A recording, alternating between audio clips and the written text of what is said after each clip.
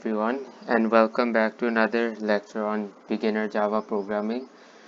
तो इस लेसन में हम बहुत इंटरेस्टिंग चीज़ करने वाले हैं। हम डायनेमिक प्रोग्राम्स लिखने वाले हैं। हम प्रोग्राम्स को इंटरैक्टिव बनाने वाले हैं। तो अभी तक हम क्या कर रहे आ रहे हैं, हम स्टैटिक प्रोग्राम्स लिख के आ रहे हैं। मतलब कि हमने एक वेरिएबल डिक्लेयर करा और फिर उसके बाद हम कोई भी ऑपरेशन कर रहे हैं, पर ये वेरिएबल हमने खुद मैन्युअली डिक्लेयर करे हैं और अगर इन वेरिएबल्स को चेंज करना है हमें तो फिर मैन्युअली बार बार चेंज करना होता है और ये प्रोग्राम जनरली एफिशिएंट नहीं होता। जैसे कि ये मैंने बेसिक प्रोग्राम लिखा है, ये डिविजिबिलिटी चेक है, एक डिविडेंड करा, एक डिवाइज़र। अगर रिमाइंडर 0 आ रहा है तो फिर इट इज़ डिविजिबल, अगर रिमाइंडर 0 नहीं आ रहा तो इट इज़ नॉट डिविजिबल। ये तो बेसिक इफ स्टेटमेंट्स ये सब कुछ तो हमने कर लिया है। तो अगर जैसे कि मैंने अब 24 और 12 करा, पर अगर मैं एक और चीज़ चेक करना चाहता हूँ, मुझे मैन्युअली वेरिएबल चेंज करना पड़ रहा है। मुझे मैन्युअली डिवाइज़र को 12 से 1 करना 12 से 10 करना पड़ रहा है। मुझे मैन्युअली चेंज करने पड़ रहे हैं और ये प्रोग्राम्स एफिशिएंट नहीं होते, ये स्टैटिक प्रोग्राम्स होते हैं। अब हम डायनेमिक प्रोग्राम्स को देखने वाले हैं और ये सेम चीज़ है पर अब ये है डायनेमिक। तो पहली चीज़ आप नोटिस कर रहे होगे, ये स्कैनर क्या है। तो पहली चीज़, स्कैनर को यूज़ करने के लिए अगर प्रोग्राम में आपने स्कैनर यूज़ करना है तो फिर आपको ये इंपोर्ट स्टेटमेंट लगानी होती है, इंपोर्ट java.util.scanner। ये अपने जो क्लास के बाहर आता है ये इंपोर्ट स्टेटमेंट।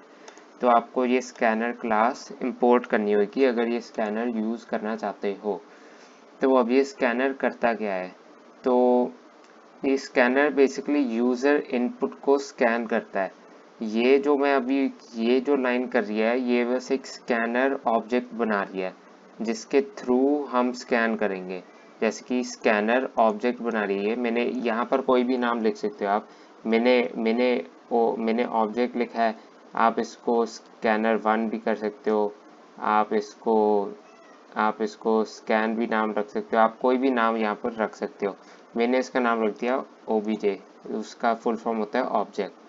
तो ये बेसिकली एक स्कैनर ऑब्जेक्ट बना रहा है। ऑब्जेक्ट होता क्या है, करता क्या है, ये सब कुछ हम एडवांस जावा प्रोग्रामिंग में देखने वाले हैं।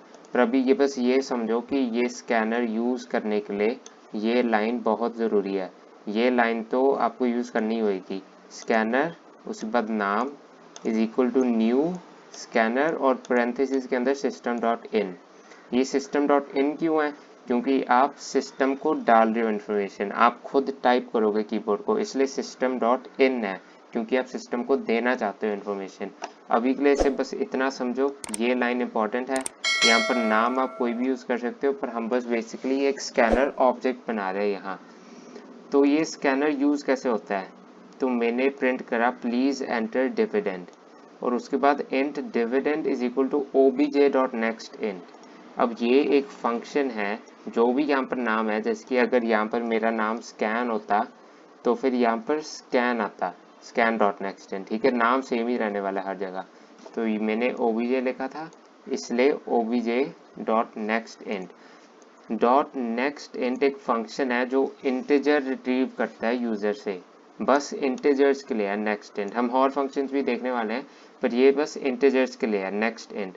तो ये क्या करता है, ये बस यूज़र इनपुट रिट्रीव करता है और सेम चीज़ हमने डिवाइजर के लिए करा, हमने यूज़र इनपुट ली ओके डॉट नेक्स्ट इंट से और फिर हमने बेसिक चेक कर लिया। और ये अब करता क्या है, इसे एक बार रन करते हैं, आपको समझ में आ जाएगा ये स्कैनर कर क्या रहा है। प्लीज़ एंटर डिविडेंड, अब देखना मैं खुद मैन्युअली डिविडेंड लिख सकता हूँ। मैंने लिख दिया 100, मैंने डिविडेंड लिख दिया 100। प्लीज़ एंटर डिवाइज़र, डिवाइज़र मैंने लिख दिया 20, 100 इज़ डिविजिबल बाय 20। इस सारी चीज़ के बाद ये यहाँ इफ स्टेटमेंट पर आ गया और ये इफ स्टेटमेंट बहुत बेसिक है, ये बस डिविजिबिलिटी चेक कर रहा है, dividend divided by divisor, remainder 0 आ रहा है नहीं आ रहा। अब इसका फ़ायदा क्या है, मैंने इस पर 120, पर अगर मैं रन करूँगा मैं यहाँ पर कोई भी डाल सकता हूँ। मैं 110 लिख देता हूँ और फिर 20 करता हूँ। अब 110 इज़ नॉट डिविजिबल बाय 20। अब आप देख सकते हो कि मुझे प्रोग्राम के अंदर कोई चेंजेस करने की ज़रूरत नहीं है। इसकी इनिशियली मैं प्रोग्राम के अंदर वैल्यूज चेंज कर रहा हूँ। ये नॉर्मली अच्छी चीज़ नहीं होती, अच्छी प्रैक्टिस नहीं होती कि आप प्रोग्राम के वेरिएबल्स चेंज कर रहे हो। अगर आप यूज़र इनपुट के साथ काम कर रहे हो तो यूज़र जो भी चाहता है वेरिएबल उसके साथ असाइंड हो जाएगा। तो ये बेसिकली प्रिंट कर रहा है प्लीज़ एंटर डिविडेंड, ये प्रिंट कर रहा है प्लीज़ एंटर डिविडेंड। और यहाँ पर मैंने एल नहीं करा, एल होता है नेक्स्ट लाइन की, प्रिंट करने के बाद आप नेक्स्ट लाइन पर आ जाओ, पर मैंने एल नहीं करा इसलिए यहाँ पर आया मेरा कर्सर, इसलिए मेरा कर्सर आप देख सकते हैं यहाँ पर है। अगर एल होता तो फिर मेरा कर्सर अगली लाइन पर होता है, मैं उसका भी एग्जांपल आपको दिखा दूंगा। एल का बेसिक मतलब है कि ये प्रिंट करने के बाद आप अगली लाइन पर चले जाओ, पर मैं अगली लाइन पर नहीं जाना चाहता, मैं बस यहाँ इनपुट देना चाहता हूँ उसे। उसके बाद int dividend is equal to obj dot next int. अब ये जो obj डॉट नेक्स्ट इंट है ये ऑटोमेटिकली यूजर इनपुट रिट्रीव करता है। मैंने जब यहाँ 100 लिखा, 100 डिविडेंड के अंदर चले गया। अब मैंने अगली line I please enter divisor obj dot next int, तो ये डिवाइजर मेरा 15 चले गया, 15 चले गया डिवाइजर वेरिएबल के अंदर, और फिर 100 इज नॉट डिविजिबल बाय 15। और ये जो मैं ln की बात कर रहा था, अगर यहाँ ln होता फिर क्या होता, बहुत बेसिक ही चीज़ है। तो जैसे कि अगर ln होता आप देख सकते हो कि जब मैं टाइप करूँगा, अगर मैं टाइप करता हूँ 100, ये अगली लाइन पर चले गया। ln का बेसिकली मतलब ये होता है, पर मैं अगली लाइन पर जाना नहीं चाहता था, मैं उसी लाइन पर रहना चाहता था, इसलिए मैंने प्रिंट सिंपल यूज़ करा। और फिर प्लीज़ एंटर डिवाइजर 28, ये देखो अगली लाइन पर चलेगा क्योंकि ln यूज़ करा था मैंने, इसलिए ये अगली लाइन पर इनपुट ले रहा है मेरे से। पर मैं चाहता क्या था कि सेम लाइन पर ले, इसलिए मैंने ln यूज़ नहीं करा था। तो मैं ln हटा देता हूँ क्योंकि मैं सेम लाइन पर चाहता हूँ इनपुट। और ये लॉजिक सिंपल है। पर अब देखो हमने देख लिया कि इंटीजर ऐसे रिट्रीव करते हैं, डॉट नेक्स्ट इंट से इंटीजर रिट्रीव करते हैं। पर अगर कुछ और रिट्रीव करना चाहते हो तो ये देखो, ये थोड़े और मेथड्स हैं इसके। डॉट नेक्स्ट लाइन ये यूज़ होता है स्ट्रिंग लेने के लिए, डॉट नेक्स्ट लाइन। तो इसको यूज़ कैसे करते हो, मतलब कोई स्ट्रिंग के अंदर आप वो यूज़र इनपुट रिट्रीव कर रहे हो। नेक्स्ट बूलियन, बूलियन के लिए होता है, नेक्स्ट डबल, डबल के लिए यूज़ होता है। पर इसमें मेन चीज़ आपको ये ध्यान रखनी है कि ये जो नेक्स्ट इंट है ये इंटीजर आउटपुट करता है।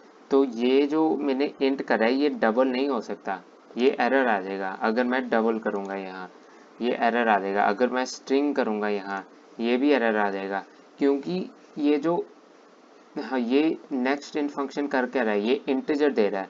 आप इंटीजर को स्ट्रिंग के अंदर डाल रहे हो, ये सेंस नहीं बनती। तो ये दोनों सेम होने बहुत ज़रूरी हैं। मतलब यहाँ नेक्स्ट इंट है, इंटीजर है, तो ये भी इंटीजर होएगा।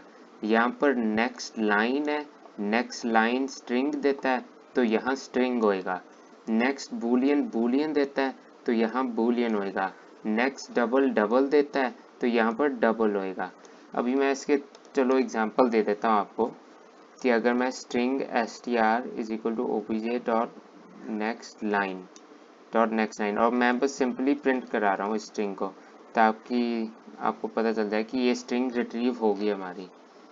इस सब को कमेंट कर लेते हैं और इसे रन करते हैं। तो ये स्ट्रिंग लेने वाला है यूज़र से, तो मैं कोई भी स्ट्रिंग लिख सकता हूँ यहाँ, हेलो वर्ल्ड। मैंने हेलो वर्ल्ड लिख दी, तो इसने हेलो वर्ल्ड को str के अंदर डाल दिया, और फिर मैं str को प्रिंट कर रहा हूँ। सेम चीज़ मैं यहाँ पर अगर boolean flag is equal to obj dot next boolean अगर ये करूँ, और फिर करूँ system dot out dot print ln flag, अगर मैं अब फ्लैग को प्रिंट आउट करूँ तो अब क्या होने वाला है, मैं स्ट्रिंग इसे अभी भी हेलो वर्ल्ड ही देता हूँ, कुछ भी दे सकते हो स्ट्रिंग। ये हेलो वर्ल्ड चले गया str के अंदर और फिर str प्रिंट हो गया। अब बूलियन, बूलियन या तो ट्रू होता है या फॉल्स होता है, तो मैंने ट्रू डाल दिया तो ट्रू। पर अगर आप देखना चाहते हो अगर यहाँ पर ना डालूँ, अगर ट्रू और फॉल्स ना डालूँ फिर क्या होता है, अब देखना अगर मैं यहाँ पर, तो फिर एरर आ गई। ये एरर क्यों आई, क्योंकि बूलियन बस ट्रू या फॉल्स ही लेता है, पर मैंने बूलियन के अंदर हेलो डाल दी, और फिर हेलो तो कोई बूलियन होता नहीं है, बूलियन तो ट्रू और फॉल्स ही होता है। तो इसलिए आपको ये बहुत ध्यान से देखना होता है कि इनपुट भी ध्यान से देना होता है। जैसे कि बूलियन के अंदर आप ट्रू ही डाल सकते हो या फिर बूलियन के अंदर फॉल्स ही डाल सकते हो। ये भी आपको ध्यान रखना है कि जब आप कोड अगर बूलियन यूज़ करना चाहते हो यूज़र से तो ट्रू या फॉल्स ही डाल सकते हो। कुछ और डालोगे वो तो स्ट्रिंग बन जाएगी, कुछ और डालोगे वो तो स्ट्रिंग बन जाएगी, और अब स्ट्रिंग को फिर बूलियन के अंदर डाल रहे हो, वो सेंस बनती नहीं है। और आखिरी में मैं double number is equal to obj dot next double, ये अब मैं डबल कर रहा हूँ और फिर system dot out dot print LN मैं नंबर को इससे प्रिंट कर रहा हूँ। ये मैं अब डबल लेके आ रहा हूँ यूज़र से, मैं यूज़र से डबल मांग रहा हूँ, तो ये तो ट्रू हो गया। और फिर डबल में 10.256, तो फिर 10.456 सॉरी, तो 10.456 प्रिंट हो गया। तो ये थी स्कैनर क्लास। इस स्कैनर क्लास से अब आप अपने प्रोग्राम्स को डायनामिक बना सकते हो, यूज़र इनपुट ले सकते हो, ये बहुत बड़ी चीज़ है। यूज़र इनपुट लेते हो तो मतलब प्रोग्राम आपका डायनामिक है, किसी भी सिचुएशन को हैंडल कर सकता है। जैसे कि आप अब आपको मैन्युअली चेंज करने की कोई ज़रूरत नहीं है, आप ऐसे इसे लिख सकते हो, double is equal to obj dot next double, इसे लिख के जो आपके नंबर के अंदर जाएगा वो यूज़र इनपुट जो हुआ है वो ही जाएगा नंबर के अंदर। तो अब ये प्रोग्राम आपका डायनामिक हो गया। और एक और चीज़ जो ध्यान के लिए बोली थी मैंने आपको ध्यान में रखने के लिए कि ये अगर ये नेक्स्ट बूलियन है तो बूलियन आएगा, नेक्स्ट डबल है तो डबल आएगा, नेक्स्ट लाइन का मतलब स्ट्रिंग। तो ये आपको किस किस किस वेरिएबल टाइप के अंदर डाल रहे हो ये सब कुछ आपको ध्यान में रखना होगा, नहीं तो एरर आ जाएगा। और नेक्स्ट बूलियन के लिए एक और चीज़, बूलियन तो ट्रू और फॉल्स ही लेता है, तो अगर आप इसे रन करते हो और अगर कुछ और ही लिख देते हो, ट्रू या फॉल्स के अलावा कुछ लिख देते हो, फिर भी एरर आएगा क्योंकि बूलियन होता ही सिर्फ ट्रू और फॉल्स के लिए है। तो ये भी ध्यान में रखना है आपको।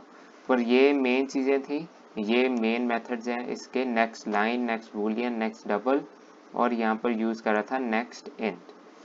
तो this was it for today and I will see you all in the next class.